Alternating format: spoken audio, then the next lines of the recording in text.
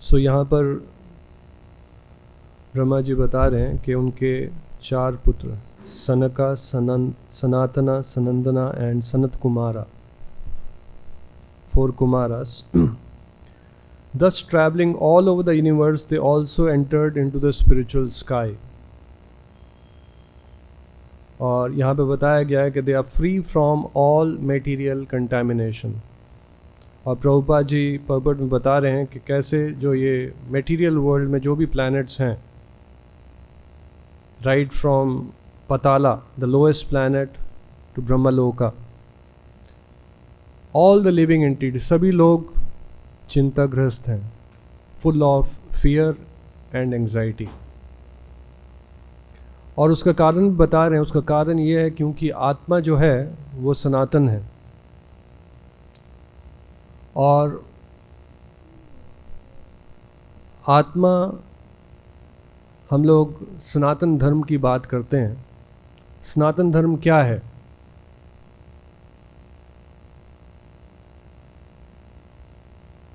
जो आत्मा है वो सनातन है, वो एक अंश है। वो किसका? जो भगवान है, जो कि सनातन है। सनातन भगवान के अंश हैं जो आत्मा, और उसका ओरिजिनल रेजिडेंस घर कहाँ पे है? Sanatan Dham, spiritual world which is eternal, Sanatan है। एंड उसकी ओरिजिनल कॉन्स्टिट्यूशनल पोजीशन क्या है? To engage in eternal service of the lord, Sanatan seva. So वो धर्म जो कि एक सनातन जीव को सनातन भगवान से जोड़े और जिसका पालन करने से वो पूर्व सनातन धर्म, सनातन धाम में चला जाए और सनातन सेवा, भगवान की सनातन सेवा में लग जाए, जुड़ जाए, उसे सनातन धर्म बोलते हैं। हम सनातनी हैं। सनातन धर्म क्या है? धर्म संस्थापनार्थाय संभवामि युगे युगे। भगवान जब आते हैं वो सनातन धर्म की स्थापना कर, जब जीव भूल बैठता है कि वो इस धरती में क्यों आया है, उसकी ओरिजिनल पोजीशन क्या है। और यहाँ पर प्रभुपाद जी बता रहे हैं कि जब जीव भूल जाता है कि वो सनातन है, वो भगवान, सनातन भगवान का अंश है, उसकी सेवा करना उसका कर्तव्य है, कॉन्स्टिट्यूशनल पोजीशन है, तो वो चिंताग्रस्त हो जाता है, फियर, एंजाइटी। क्योंकि इस भौतिक जगत में जो सनातन जीव है वो एक इस ऐसे शरीर को प्राप्त करता है जिसे जन्म, मृत्यु, जरा, व्याधि को सामना करना पड़ता है। तो जीव ऐसे मानने लग जाता है कि मैं बूढ़ा हो गया, मैं एक दिन मर जाऊंगा, आगे क्या होगा, चिंता। अलग अलग प्रकार की बीमारियां, उससे डर, उससे पीड़ा। लेकिन जो जीव है, being spiritual in nature, spirit soul, eternal, sat chit Ananda, वास्तव स्थिति में उसको इस शरीर से, इस भौतिक जगत में जो उसको शरीर की प्राप्ति हुई है, पुनरअपि जन्मा पुनरअपि मरणा, उससे कुछ लेना देना नहीं। लेकिन जो प्रभुपाद जी बताते हैं bodily concept of life, bodily concept of life क्या है? वो मान लेता है कि मैं ये शरीर हूं। जितना हम लोग बॉडली कॉन्सेप्ट में होंगे उतना हम चिंताग्रस्त होंगे, उतना हमारे को फियर, एंजाइटी का सामना करना पड़ेगा। तभी जो प्योर डिवोटीज होते हैं उनको अभयम, अभयम क्यों बोलते हैं? क्योंकि चिंता ही नहीं है। क्यों चिंता नहीं है? क्योंकि कंप्लीटली सरेंडर्ड है भगवान से और इस जो बॉडली कॉन्सेप्ट से मुक्त हैं। पूरा विश्वास है, पूरा कन्विक्शन है, पूरी अंडरस्टैंडिंग है कि मैं एक अंश हूँ भगवान का, मैं एक आत्मा हूँ। और spiritual advancement is nothing but हमारे को उस चीज़ का रियलाइज़ होना, उस चीज़ की अंडरस्टैंडिंग होना। थियोरेटिकली नहीं, थियोरेटिकली बोलना बहुत आसान है। सब लोग बोलते हैं क्या लेके आए थे, क्या लेके जाएंगे, सब लोग बोलते हैं। लेकिन उसका रियलाइजेशन होना, उसका प्रैक्टिकल एप्लीकेशन होना जीवन में, उस अंडरस्टैंडिंग का, वो आसान नहीं है। सो जो ये सनत कुमार, जो 4 कुमार की बात की जा रही है, दे आर स्पिरिचुअली सिचुएटेड, और क्योंकि दे आर स्पिरिचुअल पर्सनालिटीज, वो कहीं पे भी वो बंधे हुए नहीं हैं। वो स्पिरिचुअल प्लैनेट्स भी जा सकते हैं, they are free from anxieties. एक बार एक व्यक्ति बिस्तर पे लेटा हुआ था, और कई बार रात में सोते सोते बहुत सारे सपने आते हैं, और कई बार सपने भयानक होते हैं। तो उसे भी एक भयानक सपना में भी आ रहा होगा। जो उसका मित्र था उसके बेड के बाजू में खड़ा होकर उसको देख रहा था, लेकिन वो बेड में लेटा हुआ बचाओ बचाओ करके ऐसे चीख रहा था, हालांकि वो सोया हुआ था। कई बार लोग सोते हुए भी कुछ बोलते हैं। कहा जाता है कि सपनों में जो एक्सपीरियंस है वो रियल है।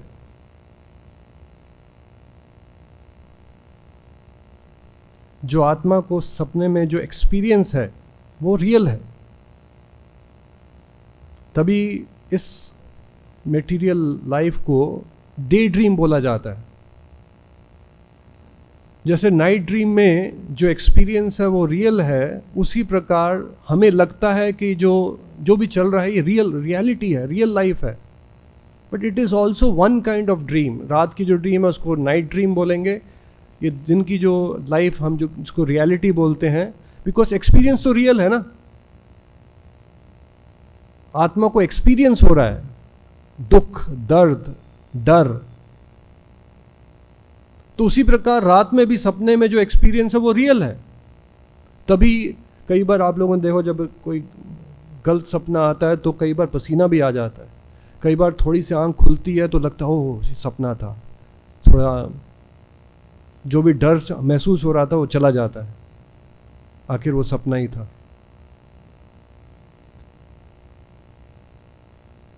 सो जो एक प्योर डिवोटी होता है उसे बिल्कुल इसे एहसास है, he is not attach to any life because he knows it is a dream, day dream, night dream. अभी नाइट ड्रीम में कुछ चीज़ आपने देखी, आपको बहुत पैसे मिल गए, और जब आप उठते हो तो आपको एहसास हो जाता है तो ड्रीम था। देन उस पैसे का कोई मतलब नहीं है। आप ड्रीम में एक राजा थे, बहुत बड़ा आपका राज्य था, बहुत सारे लोग आपकी पूजा कर रहे थे, उसका कोई, जैसी ही नींद खुली तो आपको पता है ये ड्रीम है, उसका कोई वैल्यू नहीं है।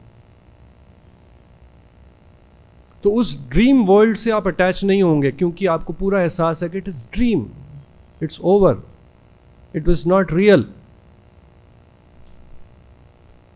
लेकिन माया का जाल क्या है कि इस ड्रीम वर्ल्ड को, जिसे डे ड्रीम बोला जा सकता है, उसको हम लोग रियल मान बैठते हैं और अटैच हो जाते हैं। जितना आदमी स्पिरिचुअली एडवांस होगा,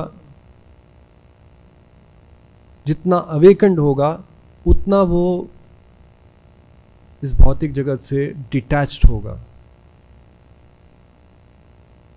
किसी भी चीज़ से, किसी भी परिस्थिति से, फैमिली मेंबर्स हो गए, पैसा हो गया, धन हो गया, दौलत हो गया, जो भी नाम है, उससे डिटैच होगा। Yes, while we are living in this world, व्यवहारिक जीवन में कृष्णा बहुत सारे, what is the symptom of a person who is sthita prajna, is इक्विपॉइस्ड। खुशियाँ आती हैं, गम आते हैं,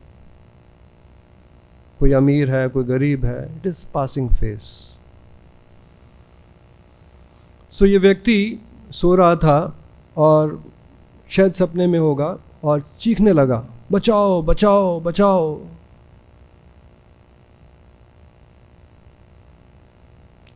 तो उसका जो मित्र था वो बिस्तर के बाजू में खड़ा होकर उसको देख रहा था।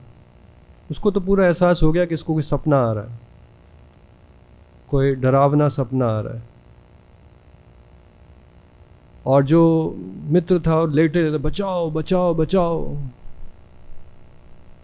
एक्चुअल क्या था, उसको सपने में कोई शेर उसका पीछा कर रहा था, उसको पकड़ने के और खाने की चेष्टा कर रहा था, और वो भाग रहा था अपना जान बचा के, तभी बोल रहा था बचाओ बचाओ बचाओ।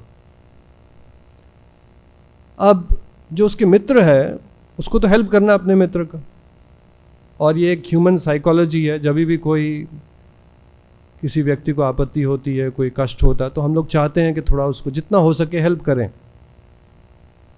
कंपैशन तो सब में है। तो अब उस मित्र को हेल्प करनी है। जो फ्रेंड है वो बता रहा है बचाओ बचाओ बचाओ, तो उसके पास दो ऑप्शन है उसको हेल्प करने के। एक तो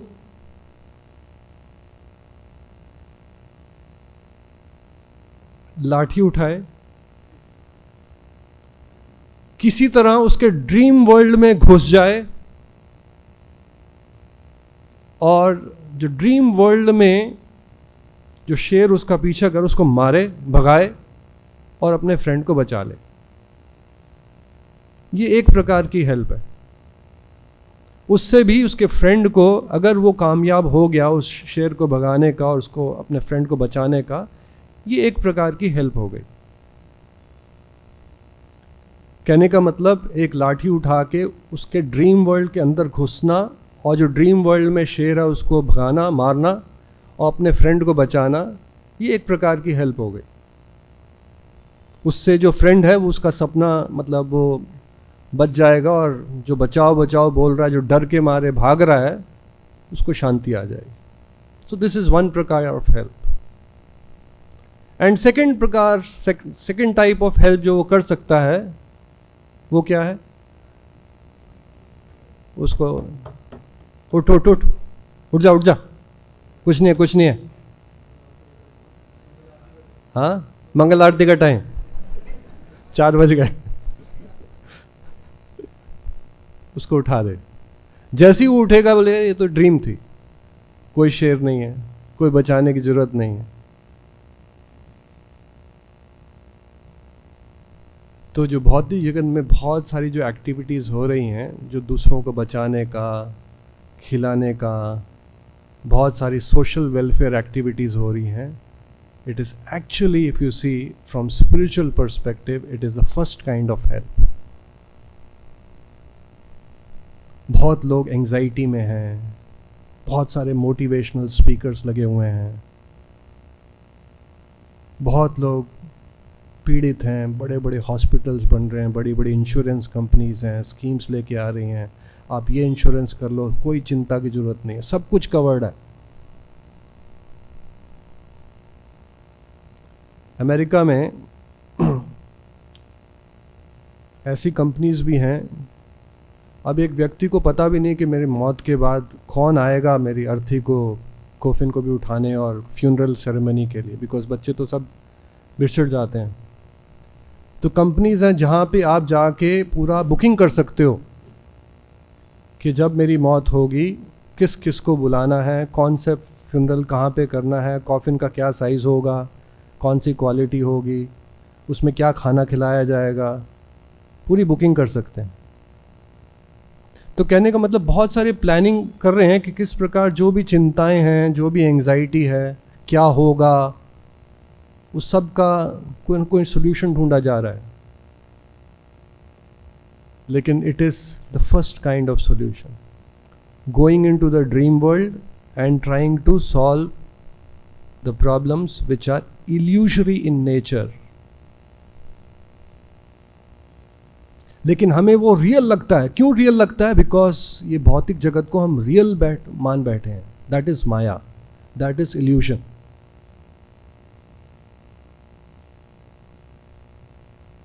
and second kind of help is जो प्रभुपाद जी कर रहे हैं, दैट इज उत्तिष्ठा, उत्तिष्ठा जागृता वरान निबोधता। उठो उठो, जागो जागो, जीव जागो जीव जागो, गौरचंद्र बोले। Wake up, oh sleeping soul. How long you will be sleeping on the lap of Maya? तभी many people do not appreciate जो हम कर रहे हैं. उनके लिए जो मटेरियल हेल्प है वो रियल हेल्प है. लेकिन प्रभुपाद जी बताते हैं कि अगर एक व्यक्ति उठ जाता है, जाग जाता है, जागृत हो जाता है, स्पिरिचुअली अवेकन्ड हो जाता है, then one shot he is freed from all anxieties, all kinds of fear. पैसे की चिंता, हेल्थ की चिंता, पड़ोसियों की चिंता, नियर एंड डियर वंस की चिंता, बच्चों की चिंता, उनकी शादी की चिंता, बच्चों की पढ़ाई की चिंता. And actually every one know it's a quick fix solution. उसकी चिंता है, उसके लिए हल ढूंढो, उसकी चिंता है, उसके लिए हल ढूंढो, उसकी चिंता, उसके हल, घर की चिंता EMI ले लो, बैंक लोन ले लो, उसकी चिंता है तो वो कर लो. मतलब all arrangements are being made, stop gap, stop gap, stop gap, there is no and.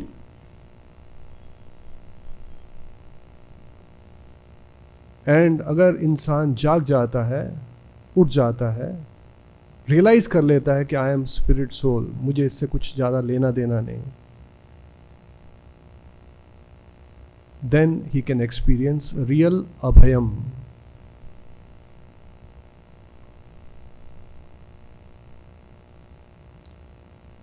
सो जन्म सार्थक करी करोपकार. सो हमारा पहला ड्यूटी है हमें खुद जागना, हमें हम्बल होना है, ये मानना है कि हम लोग भी, ये जागना और सोना, it is not a binary logic 0 और 1.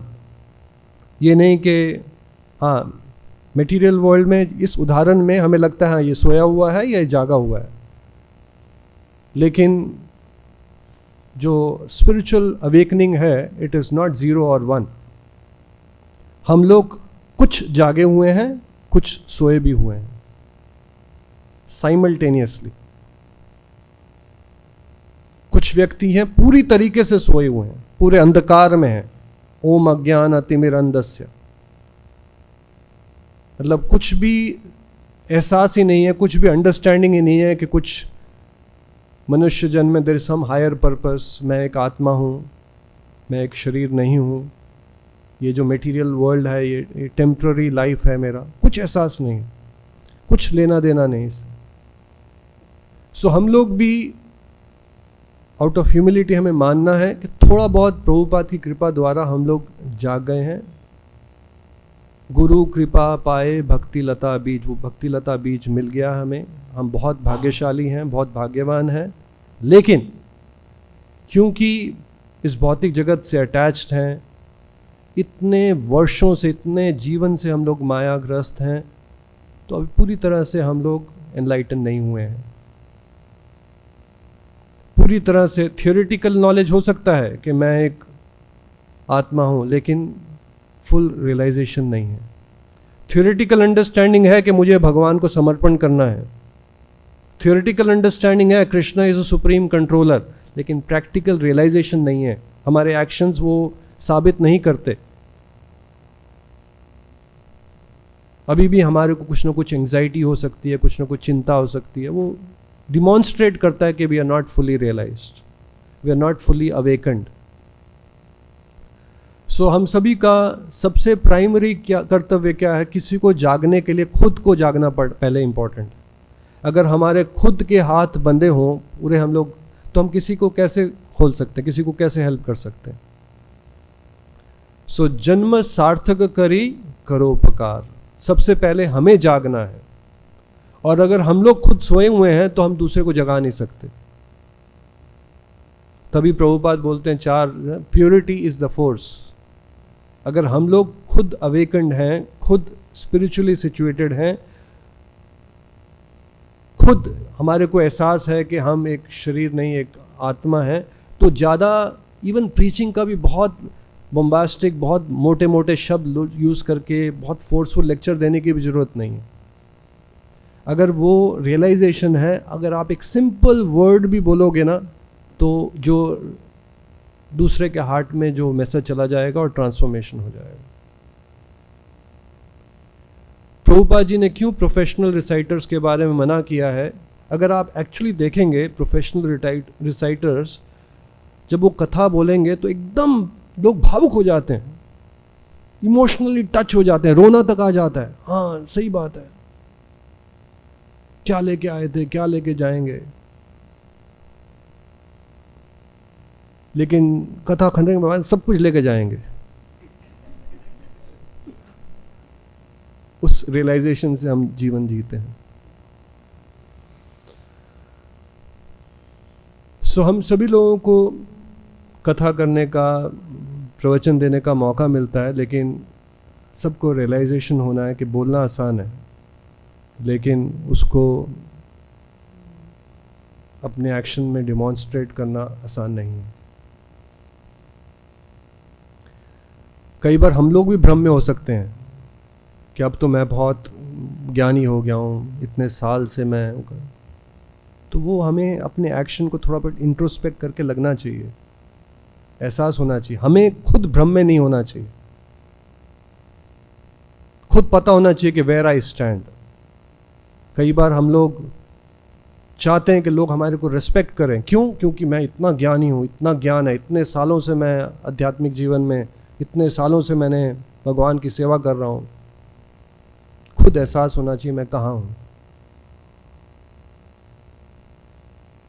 और वो हमारी एक्शंस में डिमॉन्स्ट्रेट करेगा। अगर हम भी चिंताग्रस्त हैं, एंग्जाइटी है, वरी है, छोटी छोटी चीज़ों का बुरा मान लेते हैं, कष्ट आते हैं तो पूरा विचलित हो जाते हैं, दुख दर्द में एकदम भयभीत हो जाते हैं, तो मतलब हम लोग स्पिरिचुअली सिचुएटेड नहीं हैं।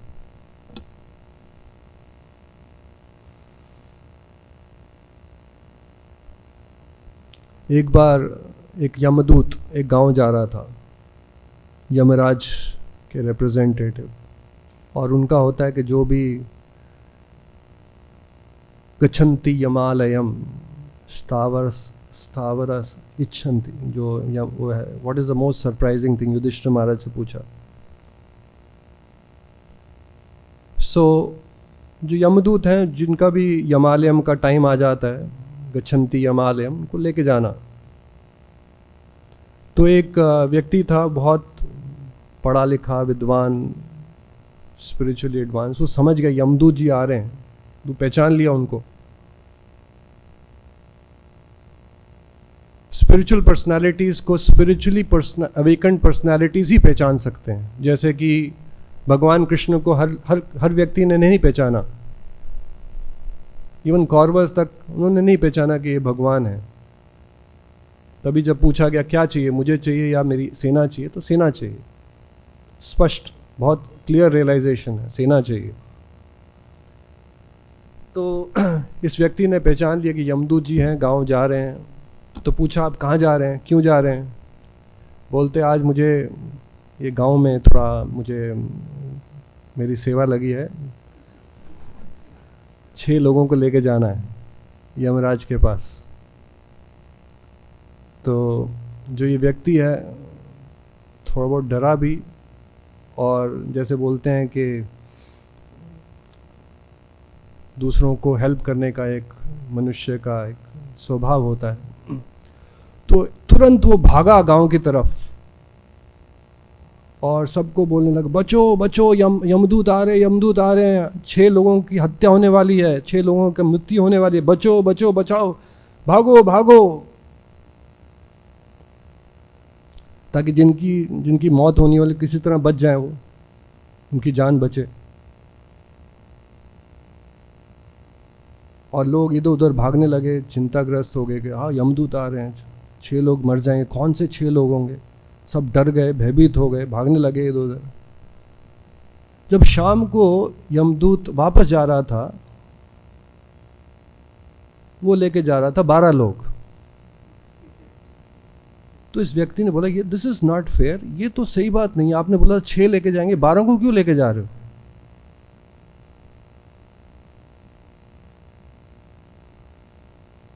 आप भी झूठ बोलते हो, आपने बोला 6 लेके जाएंगे, आप 12 को लेके जा रहे हो, ये क्यों? बोलते मुझे लेके जाने 6 ही थे, लेकिन बाकी 6 डर के मारे, भय के मारे मर गए। सो कहने का मतलब बहुत लोग, जैसे प्रभुपाद जी यहाँ बता रहे हैं, इस भौतिक जगत में डरे हुए हैं, एंग्जाइटी में है, फियर में है, उसके कारण हाइपरटेंशन है, ब्लड प्रेशर है, हार्ट अटैक्स हैं। एंड ये, हालांकि हम लोग कहेंगे कि आजकल मेडिकल फैसिलिटीज़ बहुत बढ़ गई हैं, हॉस्पिटलाइज बहुत आधुनिक रिसर्च के कारण डिफरेंट काइंड ऑफ मेडिसिन हैं, बहुत आधुनिक वो हैं, but if you see all these are on rise, hypertension, blood pressure, stress, anxiety, heart attacks. Heart attacks पहले 50, 55, 60 ईयर्स के लोगों को हुआ करते थे, अभी 20, 25 ईयर्स कॉमन है बहुत। कैंसर्स, एक डॉक्टर हैं हिरंदानी हॉस्पिटल हमारे जहाँ मुंबई में मंदिर है उसके बाजू में, तो उनके डॉक्टर हमारे जान पहचान के कुछ सेशंस में अटेंड करते हैं। She is a breast oncologist. तो उनसे बात हो रही थी, बोलते कि मैंने पूछा कि क्या ट्रेंड क्या है, आप आजकल, आप इतने सालों से आप इस फील्ड में हैं। So she was saying the sad part is कि बहुत यंग गर्ल्स आर कमिंग, 21 साल की, 18 साल की, and it is on the rise. It is all because what is being mentioned here: fear, anxiety, trauma. हम लोग एक जीवन ऐसा, बिकॉज हायर नॉलेज है नहीं, हायर पर्पस है नहीं, goal of life become sense gratification, live in relationships, unrestricted sex, and in सब का कॉन्सिक्वेंस होता है, nothing comes free in this world.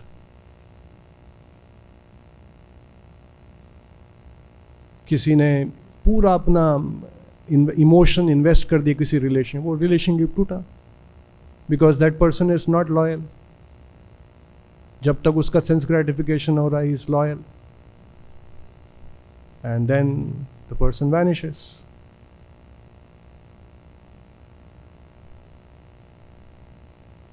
सो प्रभुपाद की कृपा द्वारा we all are very blessed, at least theoretical knowledge, theoretical understanding we have. At least we know this is wrong. At least we know कि हमें इससे बचना है.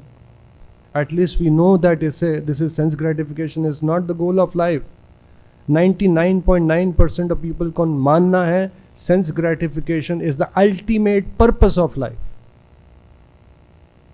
तभी क्यों पैसा ज़्यादा चाहिए? क्योंकि और पैसा आएगा तो और सेंस ग्रेटिफिकेशन होगा, बड़े घर में रह सकेंगे, बड़ा ऐशो आराम के साथ रह सकेंगे, बड़ी कार में जा सकेंगे,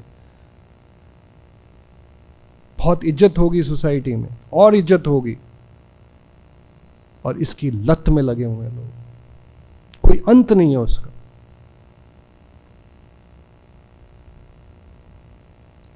सो हम लोग प्रभुपाद की कृपा द्वारा इस रैट रेस से, जो रैट रेस है ना, इसे रैट रेस, और इसमें इसे रैट रेस क्यों बोलता है, इसमें you have no option.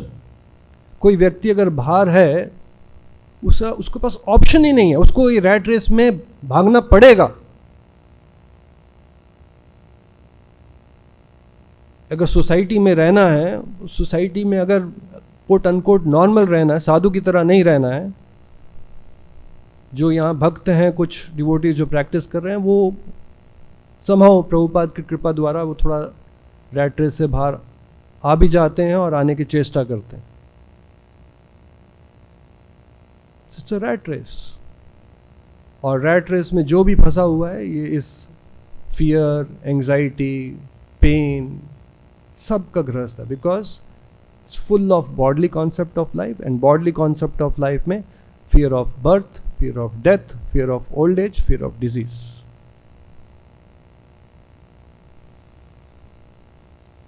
So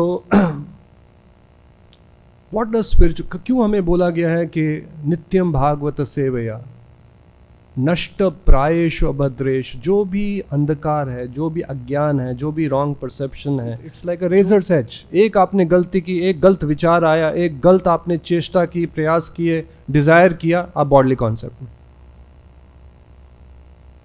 तभी नित्यम भागवत सेवया, हर दिन रोज, कल के लेक्चर में प्रभुपाद बता रहे थे 7 days, अच्छा है 7 days भी कोई सुन रहा है, but that will not solve the problem. It is like saying कि मैं 7 दिन बहुत अच्छे से स्नान करूंगा। अगर आप उस व्यक्ति को 7 दिन बहुत अच्छे से रगड़ रगड़ के स्नान किया और उसके बाद आप उसको 3 महीने के बाद मिलोगे, उसका क्या हाल होगा? एक्चुअली हम लोग हंस सकते हैं ये बोलने पे कि किसी व्यक्ति ने अगर 3 महीने के लिए स्नान नहीं किया और 1 हफ्ता बहुत अच्छे से स्नान किया, उसकी क्या परिस्थिति होगी। Actually consciousness wise we are in the same state if we are not hearing Bhagavatam daily. कई बार ट्रेन में जर्नी करते हैं 2 दिन की, पूरा मतलब नहाने को। जब हम लोग बचपन में थे, we used to travel from Assam से दिल्ली आना 3 दिन की जर्नी। और जनरली पीपल, जो भी लोग ट्रैवल करते हैं, they don't take bath. As devotee somehow we make provision. हम लोग कुछ ना कुछ हल निकालते हैं, कुछ ना कुछ प्रयास करते हैं। और उस टाइम पे कोयले के इंजन हुआ करते थे। सो जब 3 दिन के सफ़र के बाद जब घर आते थे, तो जो यमदूत होते हैं जिसकी चर्चा की जा रही थी, उसमें और जो सफ़र करके आया, ज़्यादा अंतर नहीं होता। उसके बाद 2 घंटे 3 घंटे अच्छे से स्नान, उसके बाद पहचाने जाते हैं कौन आए हैं घर में। सो तभी नित्यम भागवत क्यों? क्योंकि हम लोग डेली गंदे होते हैं। बाहर जाएंगे, कुछ देखेंगे, कुछ गलत सुनेंगे, गंदे हो गए। It's like a razor's edge. Bodily concept of life में आना, it's a fraction of a second. और आजकल की जो एडवर्टाइजिंग इंडस्ट्री है, आजकल की जो सोशल मीडिया चैनल्स है, it is all geared up कैसे आदमी को ललचाया जाए, कैसे उसकी अटेंशन को पकड़ा जाए। It's a game of attention. Facebook में क्यों एडवर्टाइजर जाके लाखों करोड़ों रुपए इन्वेस्ट कर रहे हैं? क्योंकि उन्होंने जो सब्सक्राइबर्स हैं, जो भी व्यूअर्स हैं, उनकी अटेंशन पकड़ी हुई है और अटेंशन वो बेच रहे हैं। आप मुझे इतना पैसा दो, इतने लोगों की अटेंशन मैं आपको दूंगा आपके प्रोडक्ट पे। This is the game of. तभी ये देखिए जुकरबर्ग, ये सब बिलियनियर्स हैं। ये गूगल के जो सुंदर पिचाई, इनकी सैलरी करोड़ों में है, 1800 crores। He is going to be a CEO who is going to be a billionaire. Billionaire मतलब 8000 करोड़। कहां से पैसा आ रहा है? ये आम जनता का पैसा है। वो कैसे? आम जनता ना जानते हुए भी हुक हो गई है, फंस गई है, बार बार स्क्रॉल कर रही है, देख रही है, उनकी अटेंशन पकड़ी गई है और एडवर्टाइजर्स को वो अटेंशन बेची जा रही है। इतने करोड़ लोग मेरे पास हैं, कौन सी ज्योग्राफी का चाहिए, कौन सी डेमोग्राफी का चाहिए, किस प्रकार के लोग चाहिए, कौन से एज ग्रुप के चाहिए, बताओ, मैं दिखाऊंगा आपकी ऐड। और अटेंशन पकड़ने के लिए दिमाग लगाया जा रहा है। हार्वर्ड, MIT, ब्रेन जो स्टूडेंट्स हैं, जो टॉप मोस्ट स्टूडेंट्स होते हैं IIT के, उनको लिया जाता है गूगल में, फेसबुक में। These are all top companies of the world. और वो तनख्वाह कितनी देती हैं, सैलरीज कितनी देती हैं? वो IIT में आएंगे, इंटरव्यू करेंगे, 2 लोग को लेके जाएंगे, सैलरी कितनी होगी? स्टार्टिंग सैलरी होगी 70 लाख रुपीस। क्यों? उन्होंने ऐसे एक टैलेंट की खोज की है, इसका ब्रेन वैसा है, वैसे सोच सकता है, स्ट्रैटेजी बना सकता है। और ऐसे लोग हजारों की तादाद में काम कर रहे हैं, स्ट्रेटेजाइज कर रहे हैं, प्लान कर रहे हैं, प्रोग्राम्स बना रहे हैं, एल्गोरिथम बना रहे हैं, और हम जैसे विद्वान लोग फंसे हुए हैं उसमें।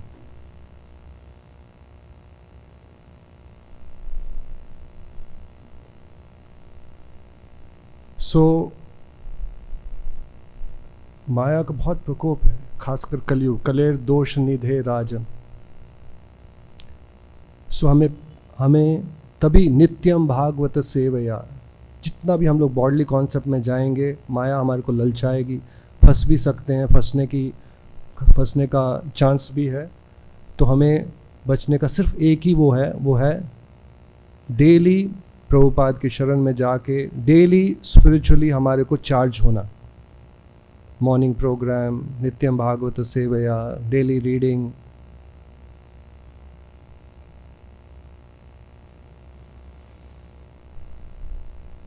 एक बार बचपन में मैंने एक सीरियल देखा था, बहुत ही अच्छा सीरियल, आज भी मुझे याद है। वो एक व्यक्ति था, बहुत गरीब था, उसको अपने बेटे की शादी करनी थी।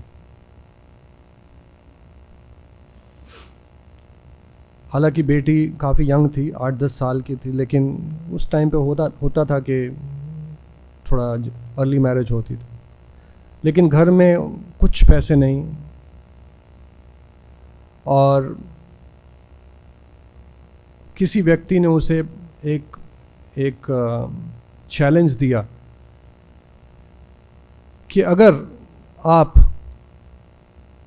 एक बंद कमरे में, पूरे अंधकार में, एक बंद कमरे, अंधकार नहीं, बंद कमरे में अगर 10 साल आप रह सको, किसी से बात नहीं करना, बाहर नहीं निकलना, कमरे के अंदर बंद रहना है, अगर आप रह सको 10 साल के लिए, तो मैं आपको 10 लाख रुपए दूंगा। और वो व्यक्ति ललचा गया। 10 लाख रुपए, बहुत सारी जो उसकी फाइनेंशियल प्रॉब्लम्स हैं, बेटी की शादी हो गई, घर का जो भी प्रॉब्लम है, सब आर्थिक जो भी प्रॉब्लम्स है वो सब सॉल्व हो जाएगा अगर उसको 10 लाख रुपए मिल जाए। और उसको करना क्या है, सिर्फ 10 साल मेहनत करनी है, 10 साल का सैक्रिफाइस है। 10 साल क्या करना है, कुछ पहाड़ भी नहीं तोड़ने, जस्ट एक कमरे में रहना है। तो उस व्यक्ति ने एक्सेप्ट किया वो चैलेंज, और वो कमरे में रहा।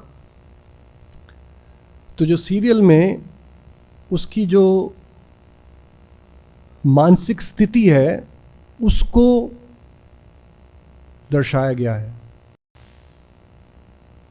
अभी किसी व्यक्ति को, we are all social beings, हम सबको चाहिए किसी से बात करना, रिलेशनशिप, नहीं तो हम सर्वाइव नहीं कर सकते। It's also one of the needs, emotional needs, relationship needs. तो किसी तरह 1 महीना बीता, 2 महीना बीता, बहुत ही मतलब रहा नहीं जा रहा उससे, एकदम डिस्टर्ब, एंग्जाइटी, कभी रहा नहीं ऐसे। 3 महीने हो गए, 6 महीने हो गए, करीब पागल होता जा रहा है। 1 साल हो गया, दाढ़ी बन गई, एक कमरे में बैठा हुआ है, और ये पूरा जो कैमरा है उस पर फोकस कर रहा है। उसकी जो इमोशंस हैं, उसकी जो फीलिंग्स हैं, उसके जो फेशियल एक्सप्रेशंस हैं, उसको कैप्चर किया जा रहा है। वो क्या बोल रहा है, कैसे उसका व्यवहार हो रहा है, कैसे वो सोच रहा है, पूरा मतलब उसको कैप्चर किया जा रहा है। ये सीरियल है।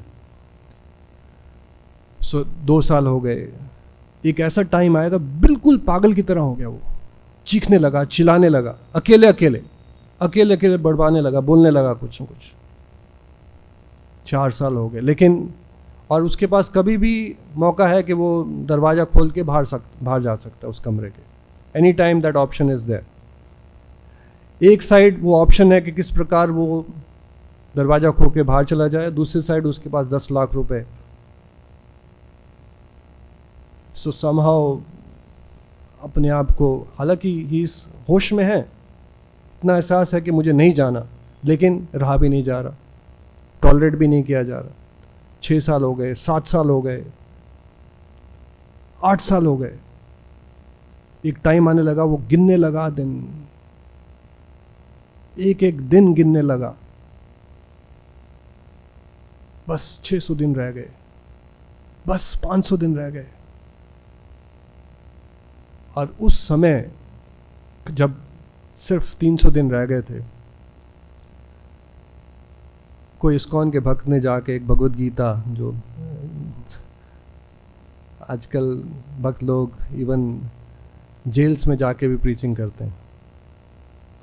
तो किसी भक्त ने भगवद गीता दे दी होगी, तो किसी तरह उसके पास भगवद गीता की कॉपी पहुंच गई। और जब मैं बचपन में था मैंने ये देखा, और तब मुझे थोड़ा सा ये भगवद गीता के बारे में थोड़ा सा कि हाँ भगवद गीता भी पढ़नी चाहिए, ऐसा थोड़ा सा एहसास हुआ। तो दिखाया जा रहा है कि वो हालांकि बहुत ही मतलब एकदम पागल की तरह था, और गिन रहा था दिन, एकदम एंग्जाइटी में, वरी में, 9 साल किसी से बात नहीं किया, किसी का मुंह नहीं देखा, एक ही कमरे में बंद। तो उसके पास भगवद गीता की किताब आई और वो धीरे धीरे पढ़ने लगा। और वो भी बहुत अच्छे से दिखाया गया कि जैसे उसने पढ़ना शुरू किया तो करके थोड़ा सा एक पेज पढ़ता बंद कर देता, ना तो उसको समझ लगती, पढ़ूं तो क्यों पढ़ूं, अगर पढ़ूं तो फिर समझ नहीं लगे। फिर धीरे धीरे करने को कुछ है नहीं, बोलने को कुछ है नहीं, करने किसी से बात करने को कुछ नहीं है, सोशल मीडिया नहीं है, फेसबुक नहीं है, तो धीरे धीरे भगवद गीता पढ़ने लगा। 3 महीने रह गए, 90 दिन रह गए, वो पूरा दिखाया जा रहा है काउंटडाउन भी, कितने दिन रह गए, 2 महीने रह गए। और जैसे जैसे वो भगवद गीता पढ़ रहा है, उसका जो स्वभाव है वो शांत होते जा रहा है। अब वो दिखाया जा रहा है कि कैसे वो बिल्कुल शांति के साथ एक जगह बैठ के भगवद गीता पढ़ रहा है। 20 दिन रह गए, एकदम शांत स्वभाव। 10 दिन रह गए,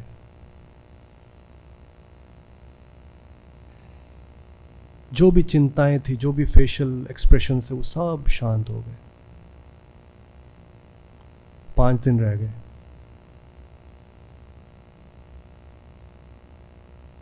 जब 4 दिन रह गए, वो दरवाजा खोल के बाहर आ जाता है।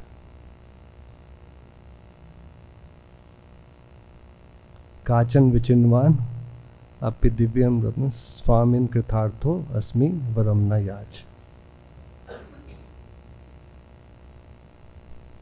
एक्चुअल सीरियल है। ही रियलाइज आई डोंट वांट, मुझे नहीं चाहिए। Is what Dhruv Maharaj also experience. May be उसी से इंस्पिरेशन लेके इन्होंने स्टोरी बनाई होगी या मूवी बनाई होगी। Which is a fact. जो भी चिंताएं हैं, जो भी हमारी एंग्जाइटीज़ हैं, जिसके पीछे हम लोग लगे हुए हैं, चिंताग्रस्त हैं, इसका एक ही सोल्यूशन है, वो है हमें जागरूक होना, हमें उठना, स्पिरिचुअली अवेकन होना। एंड दैट इज़ व्हाट ये वर्सेस में बताया जा रहा है। Thank you very much. Srila Prabhupada की, ग्रंथराज श्रीमद् भागवतम की।